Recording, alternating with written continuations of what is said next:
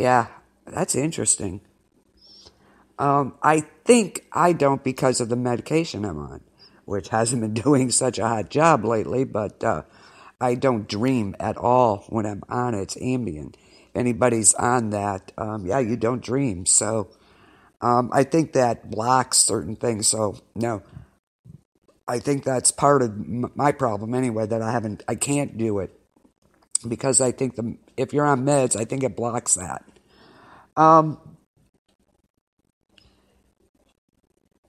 Of course, some people have, said they've traveled when they're on hallucinogenic drugs.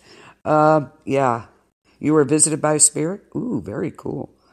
I have been too, actually. So, oh, ooh, you need to be on here, dear. You have some interesting things going on. Very cool. And of course, hypnosis can induce this state also. Of course, the scientific world, there's no evidence. Yeah, okay, whatever. I think science has too many black and white areas. They have no gray. It's black and white. Okay, no scientific proof. Yep, it doesn't happen. I think they need to broaden their horizons a little bit.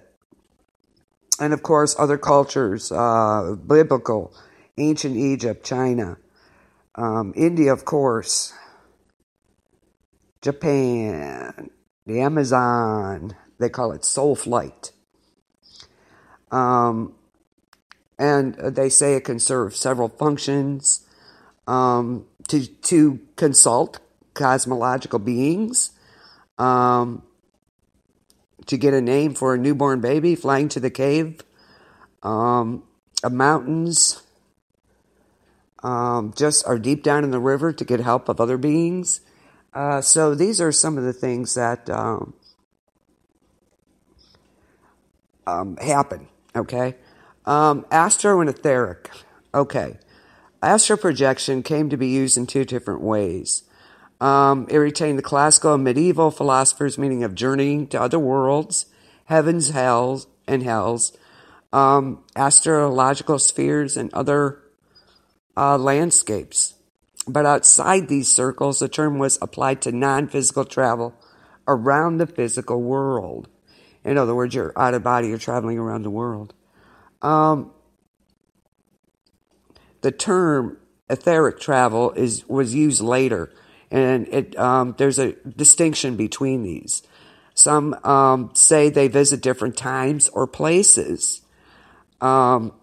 Etheric, then, is used to represent the sense of being out of body in the physical world, whereas astral connotes some alteration in time perception. Okay? Robert Monroe describes the type of projection as local, or the here now, involving people and places that are here now. And Robert Bruce calls that the real time zone.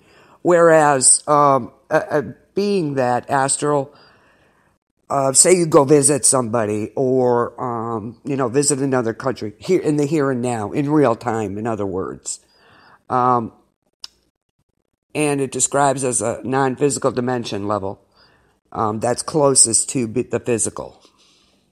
The etheric body is usually, though not always invisible, but is often connected to the physical body during sublimation by a silver cord. And we're going to get into that a little bit. And some even connect your falling dreams with astral projection. And we're going to talk about that too.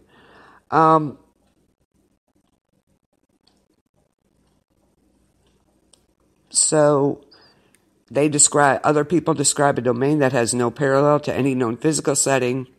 Environments can be different, could be populated, unpopulated, artificial, abstract, or the experience can be beautiful, horrific, or just kind of just there.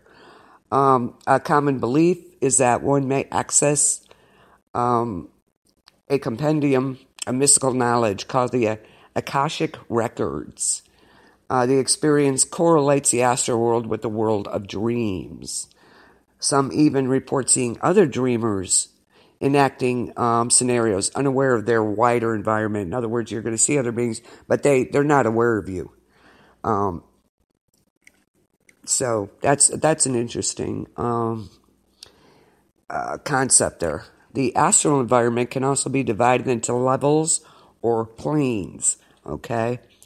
But there are many different views in this concerning the overall structure of the astral planes. They could include the heavens and hells, other death spheres, transcendent environments, or, that type of thing. Some notable practitioners, which is kind of cool. Emanuel Swedenborg was one of the first practitioners to write extensively about the out-of-body experience in his spiritual diary. This was in the 1700s. So there you go. Like I said, a lot of this stuff has been around for eons. He was a French philosopher and novelist. And he suggests he may have had some astral experiences. There are many 20th century publications on astral projection. Only a few, of course, are widely cited. These include Robert Monroe, Oliver Fox, Sylvan Muldoon, and Robert Monroe's accounts of journeys to the other realms. This was in the early 70s to mid-90s.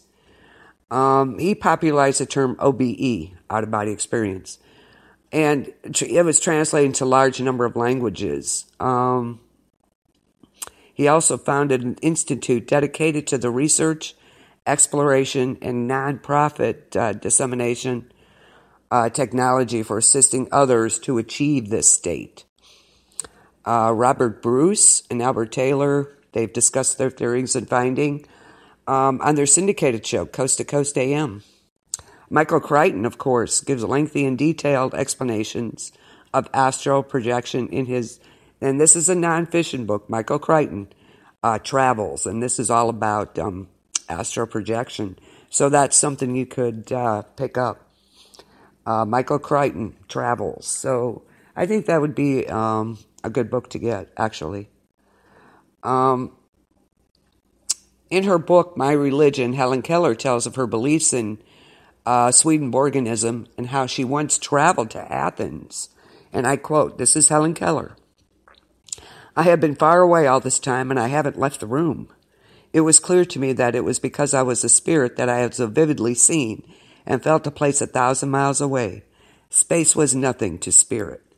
Yeah, isn't that cool? The soul's ability to leave the body at will or while you're sleeping and visit the various planes of heaven is also known. This is also known as soul travel. And this is taught, in other countries. The experience is mostly achieved by meditation techniques.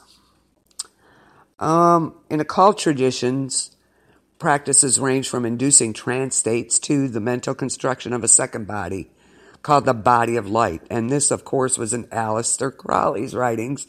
It's funny how some of these things come full circle that we've talked about. So there you go, the trance state, the body of light by Aleister Crowley. Yeah, in his writings. Through visualization and controlled breathing. And this is by a mental act of will. I don't know about that.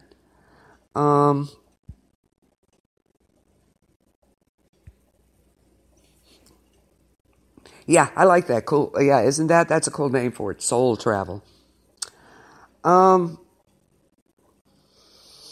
So, I unfortunately I have not experienced this. I wish I knew somebody who had. I really do. Yeah, soul travel. Yeah, I like that too. And it's easier to say astral projection. Yeah, soul travel.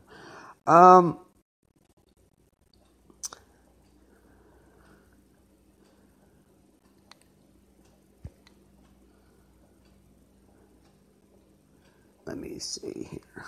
I could give you steps to that, but if you want to know more about that, then as far as how you could get into that state, then by all means, there's plenty of information out there on it.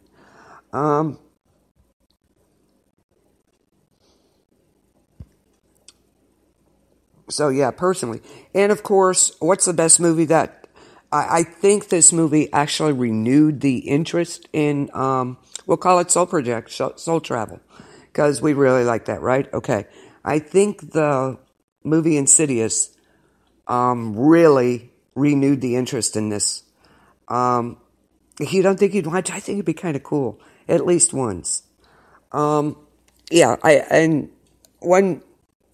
I think that movie Insidious, like I said, renewed interest in this. You didn't hear too much about it, really. So I really think that it renewed the interest in it, big time.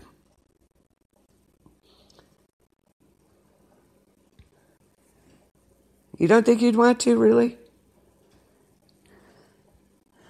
Okay. Well, reality is created by thought projection, okay? The consciousness into the physical. There's 5 subtle bodies in astral projection.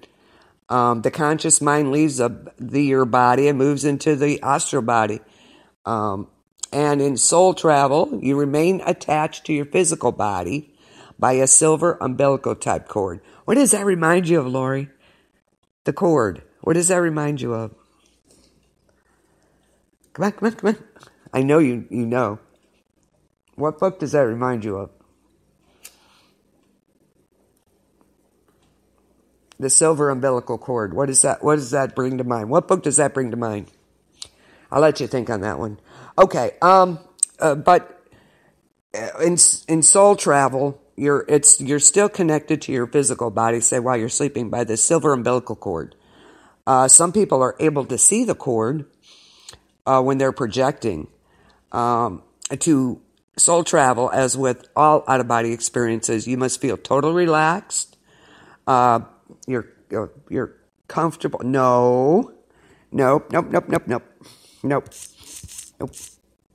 What book? Lori, come on.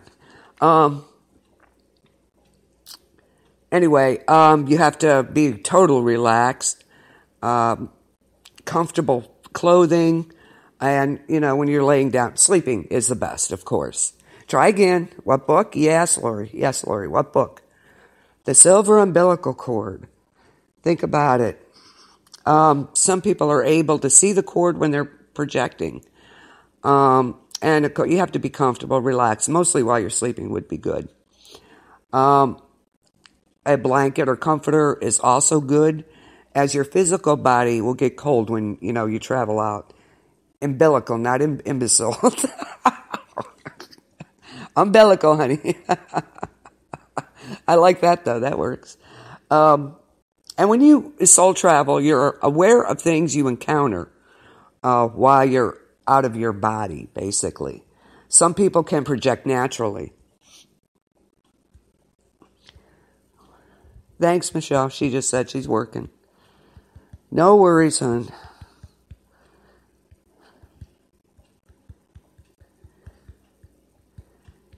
Okay.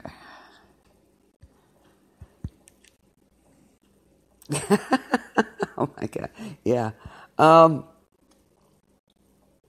Where was I? And you're consciously aware of things that you encounter. Some people can do this naturally. Others are afraid to remove their cells from the physical body and never learn to do this. That's funny, Lori. I love it. The silver imbecile cord. I could apply that to several things, but we're not going there tonight. So, astral projection is an out-of-body experience. It's achieved either awake or deep meditation. Yeah.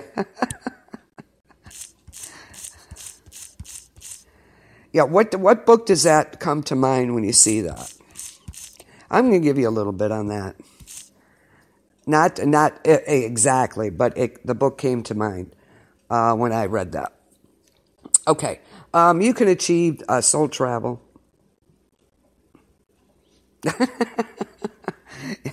Let me think. Let me concentrate. Laura, maybe I can hear you. I wish I could. Wouldn't that be cool? It's your favorite author. Come on. Would you, Lise? I would too. Hint. Yeah, it's one of your favorite authors.